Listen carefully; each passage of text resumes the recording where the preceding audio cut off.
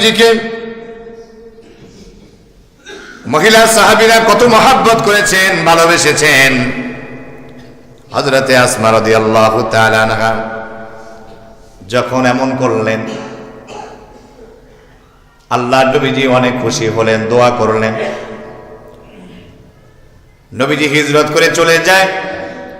কাফের আর বেঈমানেরা নবীজিকে না পেয়ে, সিদ্দিক আকবরকে না পেয়ে এবার আবু বকর সিদ্দিক রাদিয়াল্লাহু তাআলা আনহুর বাড়িতে এসে অনেক খোঁজাখুঁজি করল।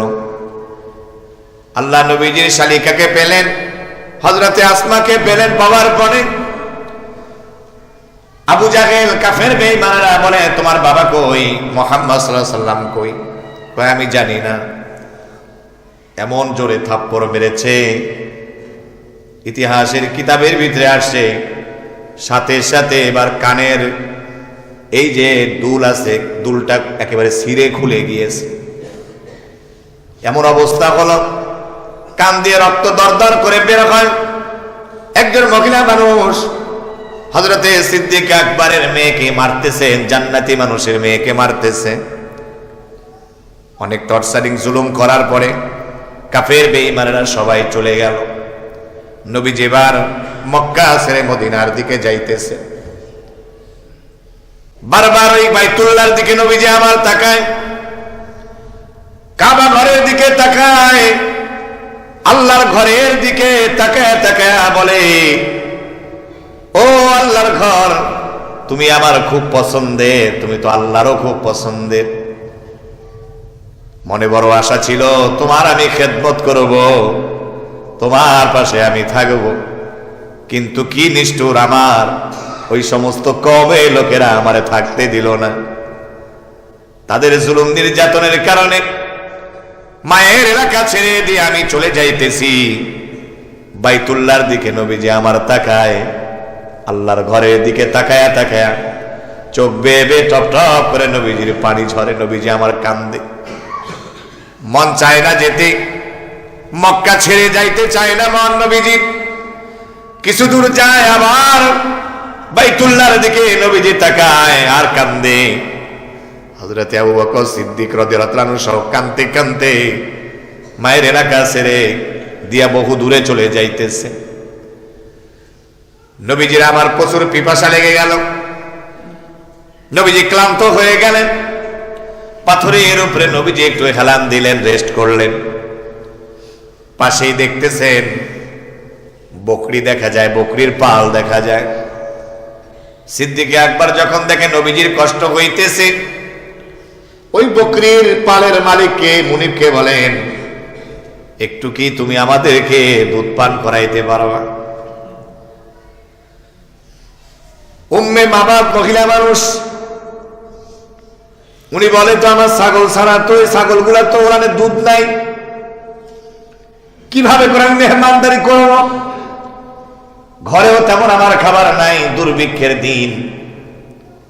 আল্লাহ নবীজি দেখেন এক কোনার ভিতরে একটা অসুস্থ ছাগল দেখা যায়।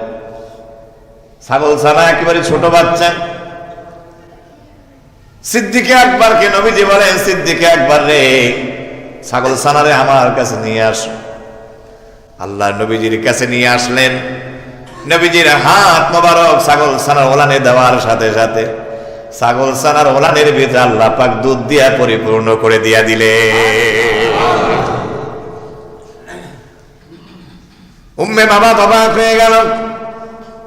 নবীজি নিজেই দুধ দহন করলেন, তৃপ্তি সহকারে দুধ পান করলেন, এবং পাতিলের মাঝে পুরা পাতিল দুধ একেবারে ভরায়া আল্লাহ নবীজি যাদের বকরি তাদেরকে নবীজি দিয়া দিলেন। আল্লাহর পয়গম্বর সবাই মিলে তৃপ্তি সহকারে দুধ পান করে নবীজি আবার সেই জায়গা থেকে হিজরত শুরু করে দিয়েছেন। সুবহানাল্লাহ। কাফেরদের মাথা নষ্ট, মুহাম্মদরে ধরতে হবে, আটকাইতে হবে, যাইতে দেওয়া যাবে না। কে আছো, যদি মুহাম্মদকে তোমরা আমাদের কাছে ধরিয়ে দিতে পারো 100 উট তারে পুরস্কার দেওয়া হবে। নাউজুবিল্লাহ বলেন। কয়শো উট? 100 উট পুরস্কার দেওয়া হবে। সুরাকা নামে একজন আল্লাহ পাকের বান্দা ছিল, ওই সময় কাফের ছিলেন। উনি এবার দৌড় শুরু করে দিল নবীজিকে আটকানোর জন্য। নবীজিকে ধরবে, নবীজিকে ধরে কাফের বেঈমানদের হাতে তুলে দেবে। আমার প্রিয় ভাইয়েরা, কত ষড়যন্ত্র, কত চক্রান্ত করা হলো, হিজরতের পথেও বাধা, কত জুলুম আর নির্যাতন। নবী আমার কত জুলুম নির্যাতন, বুকে ব্যথা বেদনা নিয়া মক্কা ছেড়ে চলে যাইতেছেন মদিনার দিকে। মদিনার মানুষ এমন ভালো ছিল, নিজের এলাকার মানুষ কত কষ্ট দিয়েছে, কিন্তু মদিনার মানুষ নবীজিরা আপন করে নিয়েছে। সুবহানাল্লাহ। এজন্য কাছের লোকেরাই বেশি কষ্ট দেয়। কথা কেন কেন? হ্যাঁ, কাছের লোকেরাই বেশি কষ্ট দেয়। দূরের মানুষরা মহাব্বত বুঝে, ভালোবাসা বুঝে, আছে না নাই? কাছের লোকে কষ্ট দিবে, দূরের মানুষ কত সম্মান করবে, কত মূল্যায়ন করবে। এজন্য কাছের লোকরা বেশি কদর বোঝা। দামি জিনিসের, রত্নের হলো কদর বোঝা। ঠিক কিনা বলেন? আপনারা বিজ্ঞ মানুষ, ইশারা দিলে আপনারা বুঝেন। বহু এলাকায় যাওয়ার পরে আমাদেরকে, আপনাদের ইমাম সাহেবদেরকে কত মহাব্বত করে, ভালোবাসি। যে বক্তা হিসাবে আমরা যাই, আমার সফর সাথী যায়, আরশাদ ভাই যায়, এই যে আমাদের আওলাদ কাকু উনিও যায়, বাবুল ভাইও যায়, অনেকেই আছে আলহামদুলিল্লাহ। আমারে কি সম্মান করে, মাঝে মাঝে আমার চাইতে ওনাদেরকে বড় হুজুর কইয়া ডাক দেয়। কথা কেন কেন? সম্মান। আরশাদ ভাইয়ের চেহারা দেখতে আলেমদের মতো, নাসির ভাইরে দেখতে, নাসির ভাইরে কয় বড় হুজুর, মারা বাগান হুজুর, বেশি খান হুজুর, বেশি খান, আটটু খান, মাছের মাথা দিব। ঠিক কিনা বলুন? এরকম সম্মান করে আল্লাহ তাআলা আপনাদেরও সম্মান বাড়াইয়া দেন। কলিজার টুকরা ভাইয়েরা, গতকাল প্রোগ্রাম ছিল সেই খুলনা ফুলতলা, সকালে এসেছি। আর কয়েকটা দিন আমাদের প্রোগ্রাম আছে, দোয়া করবেন। আমাদের মাহফিল তো 15ই জানুয়ারি। কত জানুয়ারি? 15ই জানুয়ারি। বেশি দিন আর নাই। আজকে কয় তারিখ ভাই? 9 তারিখ। আর তো 5-6 দিন আছে। আপনাদের সকলের দাওয়াত রইল। আপনারা মাহফিলের দিন রাত 12টার পরে এই প্যান্ডেলে ঢুকেন, ঠিক না? কথা না, কখন ঢুকবেন মানে এরপরে সময় নাই। এর জন্য আমি শেষে 2-1টি কথা আপনাদেরকে একটু বলতে চাইতেছি, কষ্ট দেওয়ার জন্য না। আব্দুর রহিম আল মাদানী দামাত বারাকাতুহু, ওনাকে সহজে পাওয়া যায় না।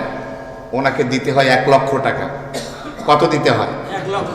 তো আপনাদের খতিব সাহেবের বরকতে দিব 50,000। অর্ধেক নাই। কত নাই? অর্ধেকেই নাই, 50,000 নাই। আপনি দাওয়াত দিতে যান, আপনাকে তো দেখতে দিবেই না।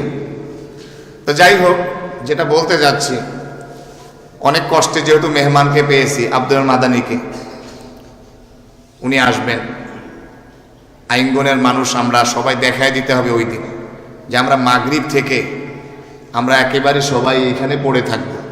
রাত তো আর বেশি আমরা করা যাবে না, কারণ বাদ এশা আব্দুর রহিম আল মাদানী সাহেব আলোচনা করবে।